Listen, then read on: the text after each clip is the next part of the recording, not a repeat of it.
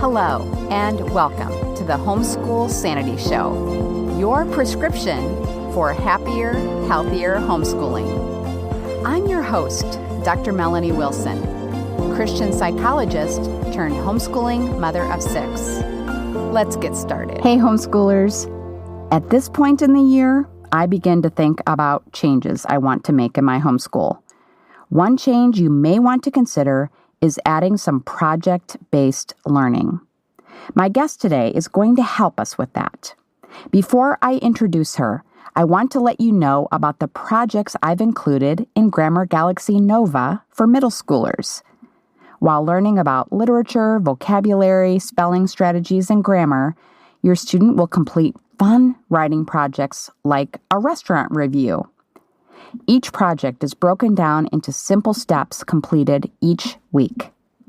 Whether you have a middle schooler or not, the good news is that all levels and resources at funtolearnbooks.com are 20% off on Black Friday through Cyber Monday with code THANKS.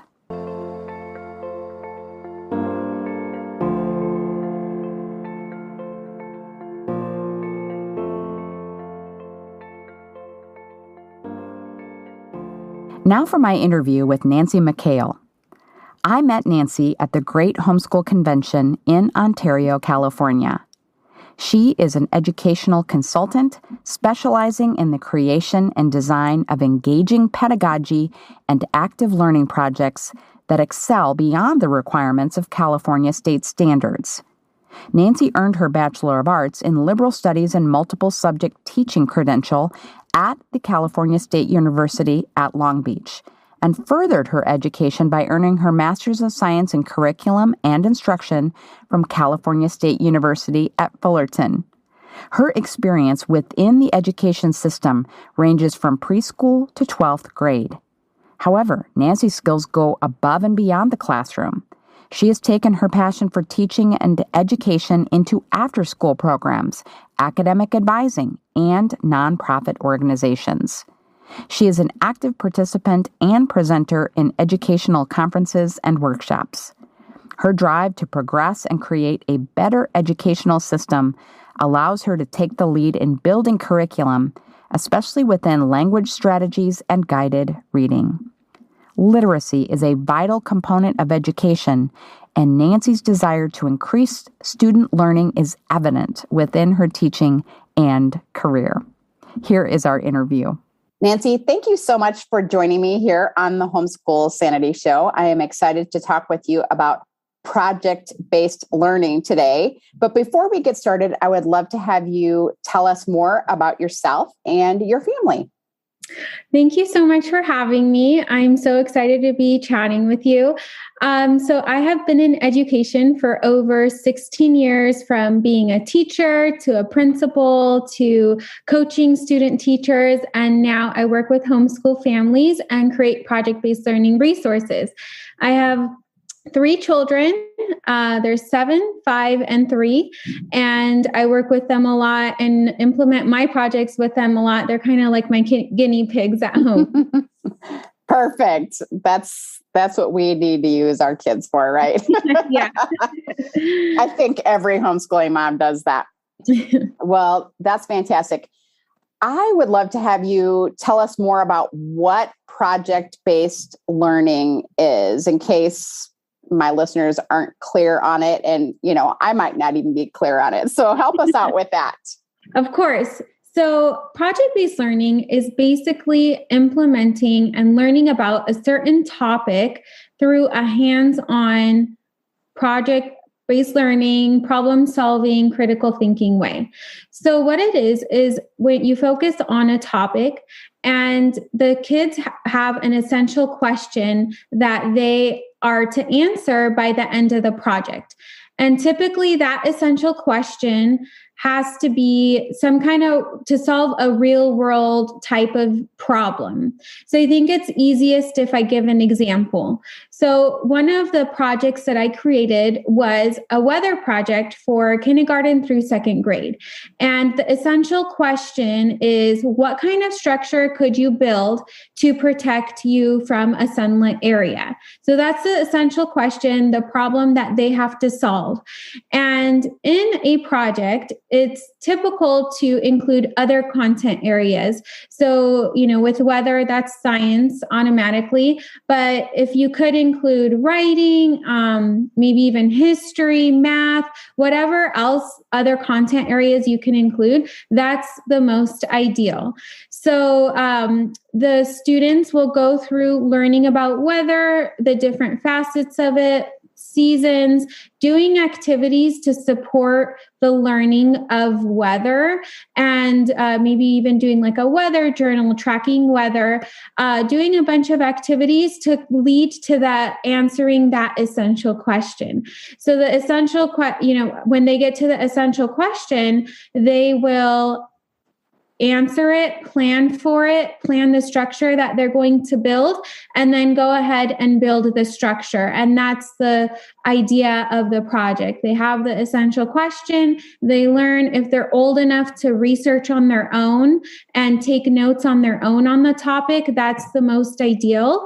Do activities to support the information that they learned, and then answer that essential question through building something, creating something. Really, you want to have an end product by the end of the project. Okay. All right. Very good.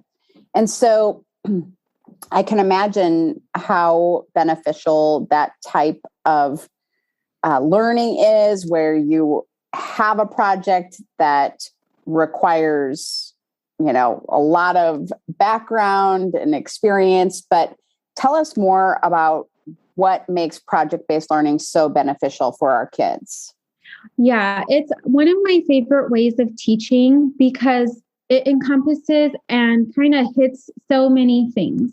So first, the learning aspect of it. Obviously, they're learning the content that they need to learn, but they're not only learning it, but they're thinking critically about it. They have to solve a problem. They have to analyze the situation. They have to, if they're working with their siblings or other kids, they're collaborating and working together. So there's so many life skills that are embedded in project-based learning that is so beneficial for them, even in the long run. On top of that, just the model of project-based learning itself, it's hands-on. Kids have a chance to be creative. They have a chance to learn to the best ability for themselves and at their own pace. It's also so adaptable. So if you're doing it with more than one child, you can have one child do just the drawing, maybe draw about what they learned, while the other is writing and drawing and doing a little bit more. So it's so adaptable for different types of kids, different types of learning abilities, and just all around a really great way to teach. Okay. Well, I'm just thinking about myself. I do not have an engineering type brain. In fact, I was evaluated by a psychologist when I was in middle school, who told my parents that I should never try to be an engineer. I had no interest, so that's good. But it's hard for me to come up with STEM type projects, for example, even though I know they can be incredibly beneficial. I just have no idea where I could even begin on that. So what can parents like me do to start incorporate project-based learning at home? Right. So it takes some practice in the beginning, but I always feel like once you start really implementing it and kind of thinking in that way, it becomes easier and easier. So the way I like to start is to think of a topic, or if you have learning objectives at home that you need to teach your kids, grab one of those. Like if they have to learn about Native Americans, or if they have to learn about ecosystems or explorers, whatever the topic might be, think of the topic. Then you want to come up with some objectives of what you want your kids to learn by the end of this unit, right? So if they're learning about ecosystems, what are the top 3 or 4 objectives you want them to learn by the end? From there, I would come up with the main question or the main project that you want them to do. And then find the information. I always like to go to the library and pick out books about the topic, and even have your kids pick out books so that they're interested and they're part of the process, and, have them do the research. I would say from like 3rd grade and up, they could start learning how to research just from reading and helping them take notes. I always like to have some kind of graphic organizer for them to take notes on. So even if you have just boxes of them to fill in about the topic, like if they're studying an ecosystem, they could in one box describe what the ecosystem is, and in another box they could describe the animals that live in it and so forth. So that kind of helps them and scaffolds them to take notes in those boxes, and really looking through the books they got from the library, using resources online, such as maybe videos or other informational sheets that they could gather. And then they would research the topic. And then if you have supporting activities, or, there's so many fun things online, fun ideas that you could research to support the learning of ecosystems. And then it all leads them to that final project at the end where they get to create something, or, by the end, you want them to have some kind of like product that they are proud of, such as even if they created a book, like a children's book, or, a biome for their ecosystem, or whatever it may be, by the end, so that they could say, well, this was a comprehensive project. And in that, you always can include other content areas. It's very easy to try to include that. So it's, a coherent, comprehensive project. Okay, well, that's wonderful. So I know that you have really saved us a ton of time by creating projects with all the learning objectives already built into them. And so with the projects that you have created, what are students going to be asked to do? So right now I have all of my projects in a digital format. So parents would download it, and, if they wanted to print it out or print out the pages that they just need. And basically in the packet, you'll find guidelines of what's in the packet, guidelines of what to do, and then it walks through the project. So first, the kids have to, I always include an informational sheet about the topic. So you can, as a parent, you can teach from that sheet to your kids. And then I always include, instructional videos that you can show your kids, just any information. Sometimes there's flashcards included, any supporting materials to really teach about the topic. So I include things like that. And then I, depending on the project, it will jump right into researching the topic, having the kids fill in the note-taking sheets. Or if it's for the younger kids, like K through 2nd, there's a lot of cut and paste worksheets or like interactive activities that the kids could do so that they could learn the information that way. And then, sometimes there's like science experiments that I suggest, or art projects that I suggest. So I do try to suggest supplemental activities. And then by the end, I will reintroduce that essential question and a step-by-step process of how to create it or how to complete that final part of the project. And then the kids actually finish and complete the project. Okay. So when kids are researching the topic, is that when they are looking for books on the topic, for example? Yeah, so I would say that in the beginning of when you're starting to plan for the project, that parents can take their kids to the library and get the books and then start researching and collecting information about the topic.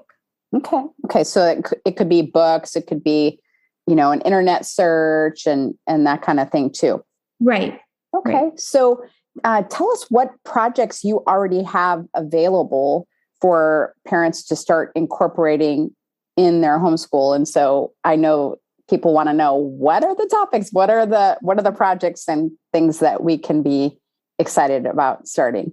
Yeah, so I actually have over 20 projects on my website, and it really ranges from grade levels from kindergarten through about 10th grade, and ranges from topics. So I have a lot of science topics such as ecosystem project, weather project, genetics project.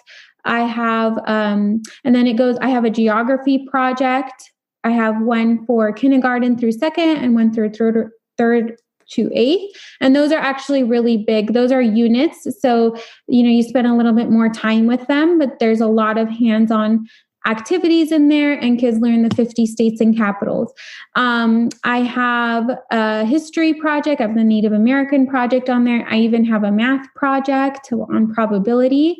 I have I call them summer projects, but really you could do it at any time. But I have, in that area, there's camping and even one for kids to build a business. So, there's that. And then there's a movie night project. So that one's really fun because kids kind of learn more about the movie industry and why concessions, snacks are so expensive at the movie theater. And they learn even about the business part of the movie industry and the history of filmmaking. So, I try to make it fun and hands-on for the kids, and that they're learning without even knowing that they're learning, really. So how much parent guidance is required in doing these projects? And I'm sure it's going to vary by age, but can you kind of speak to that?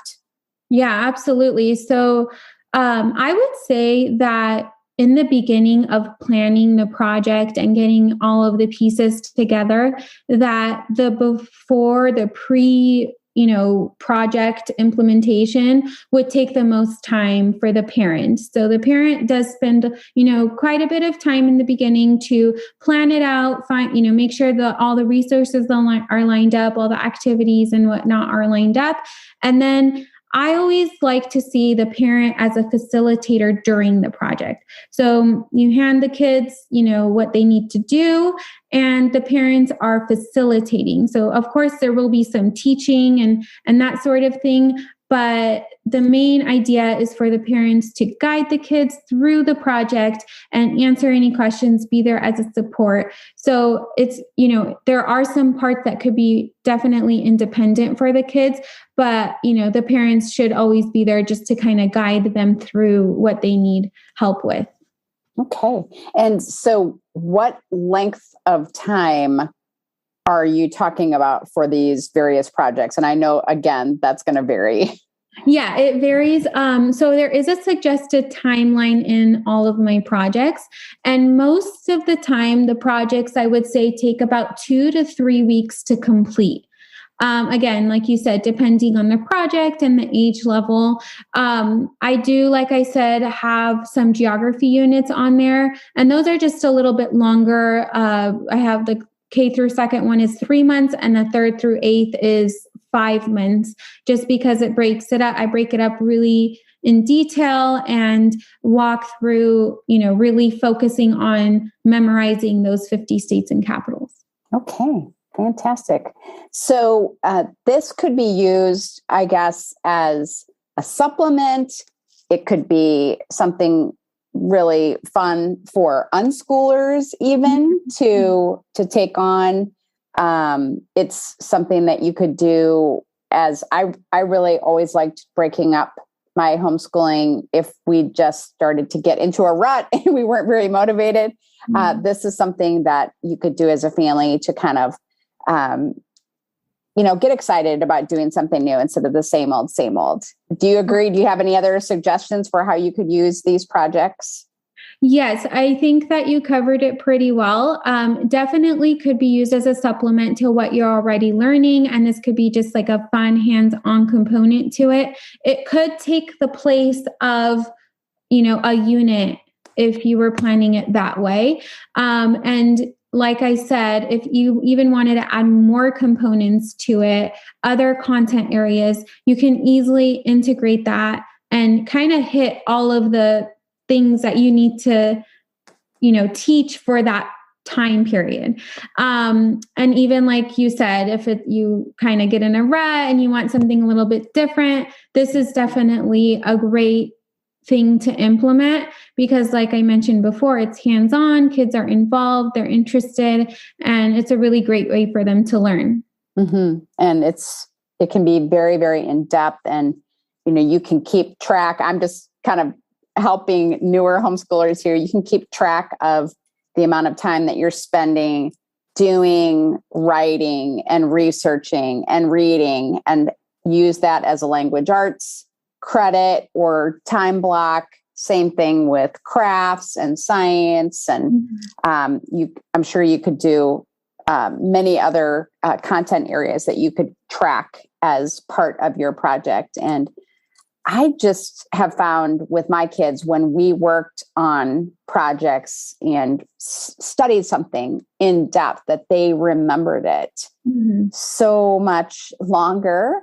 And I would also contend that the reason that they remembered it so much longer isn't just because it was hands-on learning and the whole family was working together, but also because they were having fun. And we know that when dopamine is released, it aids memory. It helps us to retain that information. So sometimes I think new homeschoolers think if you're having fun, then you're doing something wrong. And that's the opposite of the case. Having fun makes it more likely that your kids are going to learn. So that's a bonus. For sure. 100%. I agree. And, one of the best ways for kids to really retain content is to reteach it. So an aspect that I really like about project-based learning is that by the end, if you can have your child present what they've created to the family, to their friends, if you're part of a co-op, whatever, you can do it that way. So they gain those public speaking skills, and they also are kind of relearning, and they're also reteaching what they've learned. So that way it's really embedded in them. And, like you mentioned, you can work on, language arts, style of writing. You could work on different types of writing. You could include like math, history. You can include so many things. And then, I know that a lot, especially in the unschooling part of it, parents like to kind of focus on what the child wants to learn about. And this can open up so many doors. If they're starting to research something and then they get interested in that thing, this can really open up the door to different types of topics and things that they could study too. Yes, I love it. So speaking of that, do you have any new topics in development? The next one I want to create is a unit on government. Ooh, brave lady. Yes, I have some fun activities for that, such as, by the end of learning about the government and learning about the branches of government, kids get to create their own state, and they have to create their own government and their own laws and that sort of thing. So I have a lot of fun ideas for that. I'm excited to get on it. It does take me quite a while to create these projects. I just spend a lot of time just to make sure that they're very good, and the kids will learn from them and have fun with them. So it'll be a while, but that's probably my next project. And you're the first to know that. So all right. I love it. I love it. Well, I can see some homeschooling parents getting in on that one. Yes, let's create our own state. Yeah. I love it. Well, that is fantastic. Well, Nancy, can you tell us where the best place is to find these projects, and how can my listeners connect with you online? So my website is buildaproject.net, buildaproject.net. And all my projects are in my shop section. You can find me on Instagram at build_a_project. And I'm on Facebook at Build a Project as well. All right. With the underscores for Facebook or no? No underscores. Nope. Okay. All right. Fantastic. And I'm going to put those links in the show notes. So do not worry if you didn't catch those as you were listening. Nancy, this was really a lot of fun to chat with you more about your projects. And I know many of my listeners are going to be eager to check them out. So thank you so very much. Thank you so much for having me. To find a link to funtolearnbooks.com and the projects Nancy has created, go to homeschoolsanity.com/projects. I will be back with all new episodes in January. Until then, I will be replaying some favorite episodes that you may have missed. Have a Merry Christmas and a Happy New Year. Thank you for joining me. Happy, healthy homeschooling can be yours. It begins with one small step. Let's continue the conversation on social media. I'm at Psycho with Six. This has been a production of the Ultimate Homeschool Radio Network.